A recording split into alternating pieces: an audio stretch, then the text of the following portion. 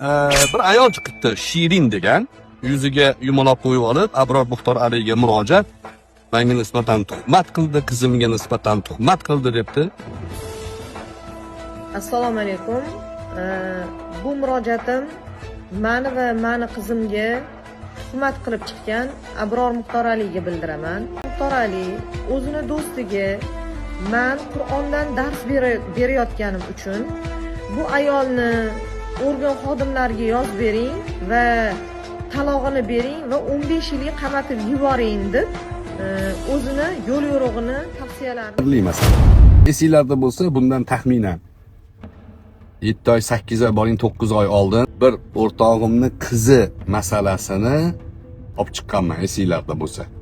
O'sha o'rtog'imni qizi dadasi rozi bo'lmasdan onasi bilan birgalikda qochib ketib, Turkiyadagi Abdulloh Gench degan bolaga turmushga chiqib ketdi. O'sha xotin menimcha uyushtirdi. Qiz ularni tuzog'iga ilinib qolib, mana shunaqangi bo'ldi deganimda ancha shov-shuv bo'lgan edi. Nomini aytmagan edim hech bittasini, bitta Abdulloh Genchni aytgan edim. To'satdan bitta Shirin degan xotin chiqib olib, Abror meni qamatmoqchi bo'lgan deb tuhmatlarini ham qildi menga. Endi o'sha Shirin degan xotinga murojaatim. Endi sizni tarafingizni olganligimni isbotini sizga hozir aytaman. Kecha meni Facebook'dagi messenjerimga xat keldi. Xatning nomini, kimligini aytmayman, lekin hodisa voqea. Menimcha bir akam kimdirda endi singlisidan xavotir qilib yozyapti. Meni singlim deyapti. Abdulloh Gench bilan yozishib, hozir tayyor bo'lib qolgan. O'shanga erga tegaman deb to'polon qilyapti. Sizni suhbatingizni qo'yib berdik. Otasi rozi bo'lmasa nikohga putur yetadi degan gapingizni qo'yib bersak deydi. U singlisi aytayotgan emishki, ya o'sha Abror domla aytgan xotin qiz keyin tuqqandan keyin otasi rozi bo'lib ketgan.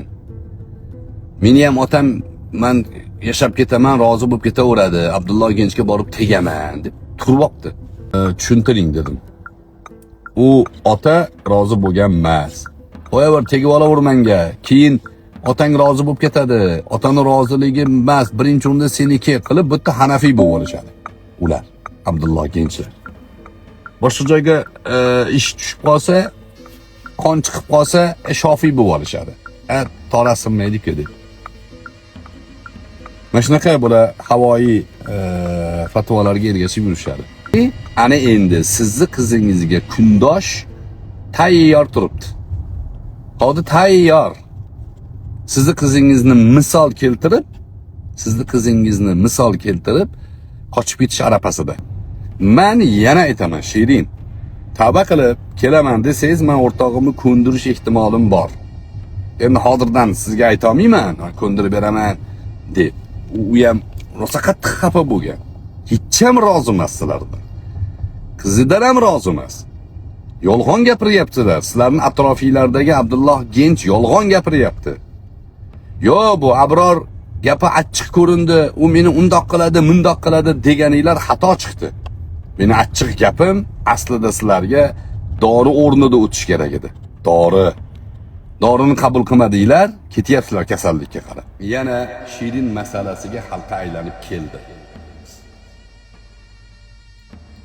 Qizingizga kundosh qidirilyapti.